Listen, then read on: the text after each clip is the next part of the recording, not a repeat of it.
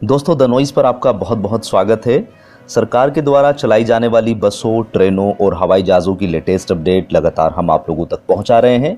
आज की इस वीडियो में हम आपको बताएंगे कि लॉकडाउन 4.0 के खत्म होने के बाद अब सरकार ने क्या बनाया है नया प्लान, और इसी के साथ लॉकडाउन 5.0 लागू होगा या नहीं, इसको लेकर गृह मंत्री अमित शाह ने की है एक मीटिंग। जानेंगे क्या रहा मीटिंग का परिणाम। और साथ में ही दोस्तों, 1 जून से अब होने वाले हैं 5 बड़े बदलाव। पूरी जानकारी के लिए वीडियो को बिल्कुल अंत तक ज़रूर देखें। ये जानकारियां आपके लिए बहुत ही महत्वपूर्ण होने वाली है। आगे इस वीडियो में जानने वाले हैं कि सुप्रीम कोर्ट ने प्रवासी मजदूरों की समस्याओं को लेकर लिया है एक बहुत बड़ा फैसला। इसी के साथ साथ सभी परिवारों को मिलेंगे 10-10 हज़ार रुपये। और 2020 में होने वाले T20 वर्ल्ड कप पर भी एक बड़ी जानकारी सामने आ रही है। और हमारे आसपास अगले 24 घंटे में कैसा होगा मौसम का मिजाज, इन सभी खबरों को विस्तार में हम इस वीडियो में जानने वाले हैं। वीडियो में आगे बढ़ने से पहले आपसे अनुरोध है कि वीडियो को लाइक ज़रूर करें, और साथ में ही क्या आप सरकार की नीतियों से खुश हैं, अपनी राय कमेंट ज़रूर करें। तो दोस्तों, आप लोगों के लिए सबसे पहली खबर है कि लॉकडाउन 5.0 पर मंथन जारी है। अमित शाह ने सभी राज्य के मुख्यमंत्रियों से बात की है। तो दोस्तों, जानते हैं खबर को विस्तार से कि केंद्रीय गृह मंत्री अमित शाह ने लॉकडाउन 4 पर गुरुवार को सभी राज्य के मुख्यमंत्रियों से बात की। उन्होंने लॉकडाउन 4.0 को लेकर राज्य के मुख्यमंत्रियों के विचार जाने। अमित शाह ने लॉकडाउन 4.0 के वर्तमान हालात पर चर्चा की। गृह मंत्री ने राज्यों के मुख्यमंत्रियों से 31 मई के बाद लॉकडाउन पर उनके राज्यों की क्या राय है और आगे वह क्या सोचते हैं, इस पर उनके विचार जाने। बता दें कि लॉकडाउन 4 की अवधि जो है वो 31 मई को खत्म हो रही है। क्या देश में लॉकडाउन 5.0 लागू होगा? फिलहाल सबकी नज़र इस पर बनी हुई है। हालांकि सरकार का लॉकडाउन 5.0 पर मंथन जारी है। लॉकडाउन 4 के खत्म होने से पहले ही लॉकडाउन 5 की आहट सुनाई देने लगी है। 31 मई को प्रधानमंत्री नरेंद्र मोदी जी मन की बात करेंगे। सूत्रों का कहना है कि मन की बात में पीएम मोदी बहुत कुछ साफ कर सकते हैं। वैसे सूत्रों का यही कहना है कि 2 हफ्ते के लिए लॉकडाउन आगे भी बढ़ सकता है। साथ में ही सरकार ज्यादा छूट देकर अर्थव्यवस्था को पटड़ी पर लाने की कोशिश करती दिखाई दे रही है। लेकिन जो जिले कोरोना से सबसे ज्यादा प्रभावित हैं, उन्हें इस बार भी राहत मिलने की उम्मीद कम नजर आ रही है। सूत्रों के मुताबिक लॉकडाउन 5 में 11 शहरों पर सख्ती जारी रहेगी। ये वो शहर हैं जहां कोरोना का संक्रमण लगातार बढ़ रहा है। दोस्तों, अगली खबर जो है प्रवासी मजदूरों को आ रही समस्याओं को लेकर है। यहाँ पर सुप्रीम कोर्ट ने आदेश दिया है और साथ में ही अगले हफ्ते फिर दोबारा इस केस की सुनवाई पर विचार करेगी सुप्रीम कोर्ट।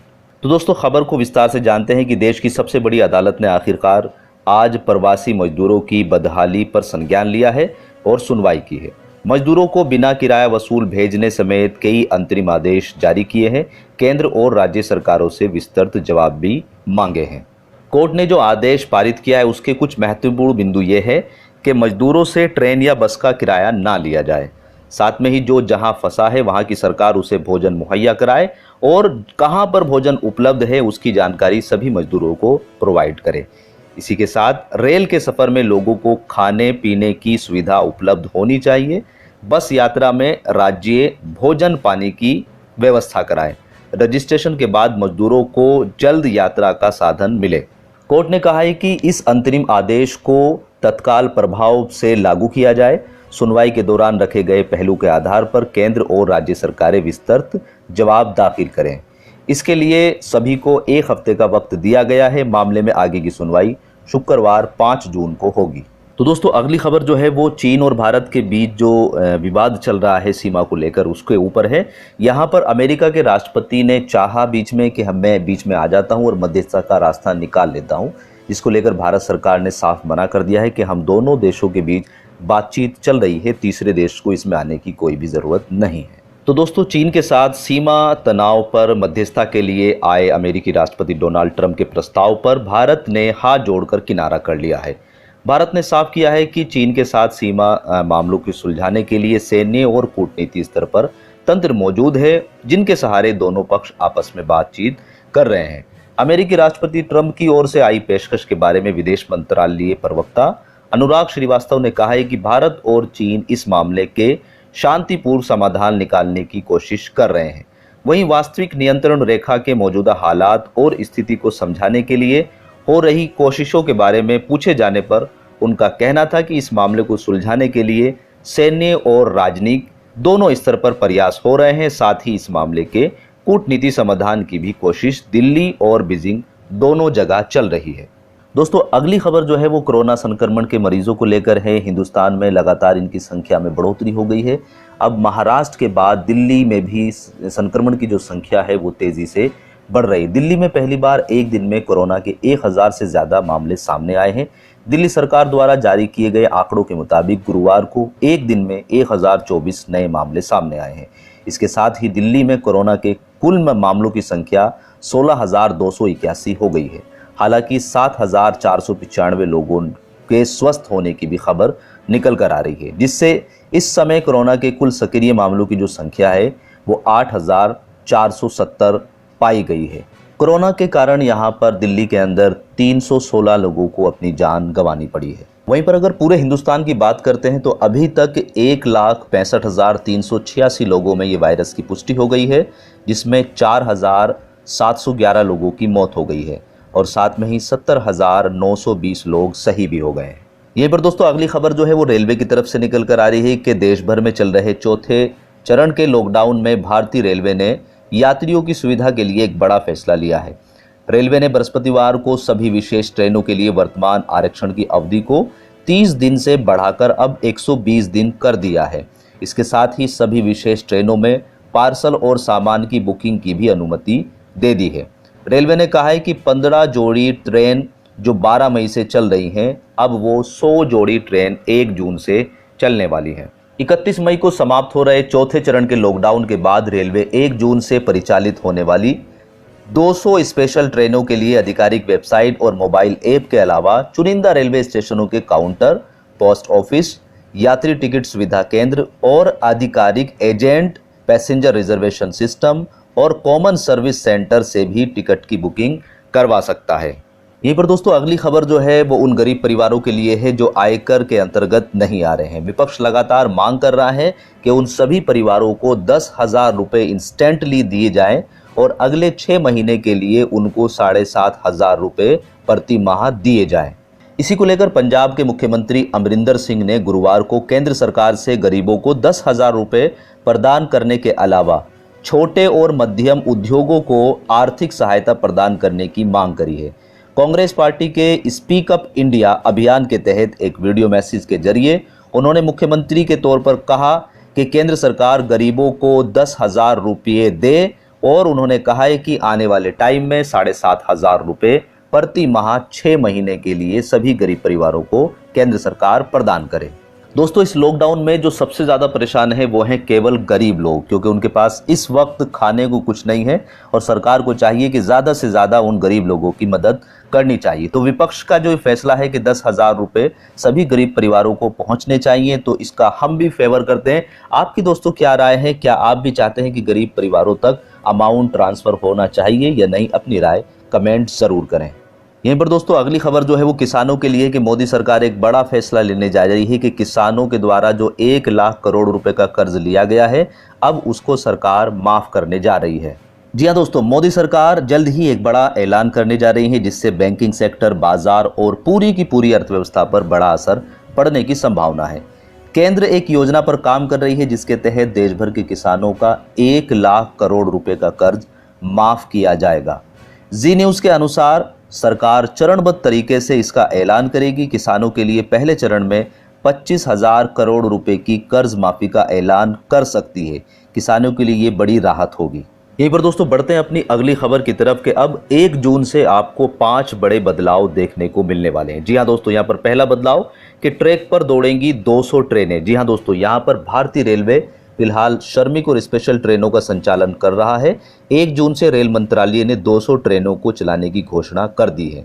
इन ट्रेनों के लिए रिजर्वेशन भी शुरू हो गया है। वहीं रेलवे कुछ चुनिंदा स्टेशनों पर अपने टिकट काउंटर भी खोलने जा रही है। अगर आप किसी शहर में फंसे हुए हैं तो फिर इन ट्रेनों के जरिए यात्रा कर सकते हैं। ये सभी ट्रेनें अपने टाइम टेबल के अनुसार पहले की तरह ही चलेंगी। यहीं पर दोस्तों दूसरा बदलाव जो है वो शुरू होने वाला है वन नेशन वन कार्ड। देश भर में राशन कार्ड के लिए 1 जून से वन नेशन वन कार्ड की योजना पूरी तरह से लागू हो जाएगी। फिलहाल ये स्कीम 20 राज्यों में शुरू होगी। इस स्कीम का ये फ़ायदा होगा कि राशन कार्ड किसी भी राज्य में बना हो, उसका राशन खरीदने के लिए उपयोग दूसरे राज्यों में भी हो सकता है। इससे गरीबों को बहुत फ़ायदा पहुंचेगा। यहीं पर दोस्तों जो अगला बदलाव है आपको देखने को मिलेगा वो गो एयर की उड़ानें भी अब शुरू हो जाएंगी। Low budget airline company Go Air भी अब 1 जून से अपनी उड़ानों को शुरू करने जा रही है। अन्य कंपनियां 25 मई से इसकी शुरुआत कर चुकी है, लेकिन गो एयर ने इसके लिए 1 तारीख का ऐलान पहले ही कर दिया था। हवाई यात्रियों को उड़ानों में कई सारे नियमों का पालन करना होगा। इसी के साथ जो अगला बदलाव है वो गैस सिलेंडर के दामों में देखने को मिल सकता है कि तेल कंपनियां हर माह की पहली तारीख को गैस सिलेंडर की कीमतों में बदलाव करती है। ऐसे में इस बार भी ये बदलाव होगा। कच्चा तेल फिलहाल $32 प्रति बैरल के करीब है। हालांकि लॉकडाउन के चलते कई राज्य सरकार पहले ही पेट्रोल डीजल पर वैट बढ़ा चुकी है। वहीं कुछ राज्य 1 जून से वैट बढ़ाने जा रही है। हो सकता है इस बार सिलेंडर की कीमत कम हो, लेकिन वैट बढ़ने से आपको ज़्यादा कीमत अदा करनी पड़े। यहीं पर दोस्तों अगला बदलाव जो है वो आपको उत्तर प्रदेश की बसों में देखने को मिलने वाला है कि अभी तक उत्तर प्रदेश में बसों को परमिशन नहीं दी गई है, लेकिन 1 जून से आपको बसों का सफ़र करना आसान हो जाएगा। अगर आप यूपी रोडवेज से सफ़र करते हैं तो खबर आपके लिए है कि यूपी में 1 जून से बसें चलाने का ऐलान कर दिया गया है। सभी बसों को सैनिटाइज़र और फिट करने के आदेश भी दे दिए गए हैं। कोविड-19 के चलते सरकार की तरफ से जारी गाइडलाइन का पालन बस अड्डे प्रभारी से लेकर ड्राइवर कंडक्टर को भी करना होगा। बस में क्षमता से आधी सवारी बैठेंगी और सबको मास्क और आरोग्य सेतु ऐप का डाउनलोड करके प्रयोग करना जरूरी होगा। बस में बैठने से पहले हाथों को सैनिटाइजर करना जरूरी होगा। यहीं पर दोस्तों अगली खबर जो है वो T20 वर्ल्ड कप को लेकर है। क्या T20 वर्ल्ड कप 2020 में होगा या वो कैंसिल हो जाएगा? तो दोस्तों यहाँ से अपडेट निकल कर आ रही है कि T20 वर्ल्ड कप इस साल ऑस्ट्रेलिया में 18 अक्टूबर से 15 नवंबर के बीच होने वाला है। ऐसी खबर थी कि कोरोना संकट को देखते हुए 28 मई को आईसीसी बैठक में T20 वर्ल्ड कप टलने पर फैसला ले सकती है। मीडिया रिपोर्ट के मुताबिक कोरोना वायरस की वजह से आईसीसी T20 वर्ल्ड कप को 2022 तक टालने का मन बना चुकी है, लेकिन फिलहाल अभी तक T20 वर्ल्ड कप टलने का कोई भी फैसला नहीं लिया गया है। तो दोस्तों अब बढ़ते हैं अपने मौसम समाचार की तरफ कि आने वाले 24 घंटे में मौसम का मिजाज कैसा होने वाला है। कि अगले 24 घंटे के दौरान पूर्वी और पूर्वोत्तर भारत में असम, मेघालय और अरुणाचल प्रदेश में बारिश की गतिविधियां कुछ हद तक कम हो जाएंगी, लेकिन मणिपुर, मिजोरम और त्रिपुरा में बारिश बढ़ेगी। पश्चिमी बंगाल में बिहार के कई हिस्से और झारखंड के पूर्वी हिस्सों में बारिश की गतिविधियां संभव है। उत्तर प्रदेश और उड़ीसा में भी कुछ स्थानों पर हल्की बारिश के आसार नजर आ रहे हैं। इसी के साथ उत्तरी पंजाब, हरियाणा, पश्चिमी उत्तर प्रदेश और दिल्ली में भी कुछ स्थानों पर धूल भरी आंधी चलने या बादल की गर्जन के साथ हल्की वर्षा होने के आसार नजर आ रहे हैं। हरियाणा, दिल्ली, दक्षिणी पश्चिमी उत्तर प्रदेश और उत्तरी राजस्थान के कुछ हिस्सों में भीषण गर्मी जारी रहेगी, लेकिन तापमान में मामूली कमी आने की उम्मीद है। राजस्थान, मध्य प्रदेश के कई हिस्से, छत्तीसगढ़ और आंतरिक महाराष्ट्र के कुछ हिस्सों पर लू का प्रकोप जारी रहने की उम्मीद है। इन भागों में मौसम शुष्क रहेगा। केरल, दक्षिणी आंतरिक कर्नाटक और तमिलनाडु के कुछ हिस्सों पे प्री मानसून वर्षा जारी रहने की उम्मीद है। अंडमान निकोबार द्वीप समूह और लक्षद्वीप पर मध्यम से भारी बारिश हो सकती है। तो दोस्तों ये थे आज के कुछ मुख्य समाचार। उम्मीद करते हैं कि वीडियो आपको पसंद आई होगी। वीडियो पसंद आई है तो लाइक कीजिएगा, शेयर कीजिएगा और अगर अभी तक भी चैनल को सब्सक्राइब नहीं किया है तो चैनल को सब्सक्राइब भी ज़रूर कर लीजिएगा।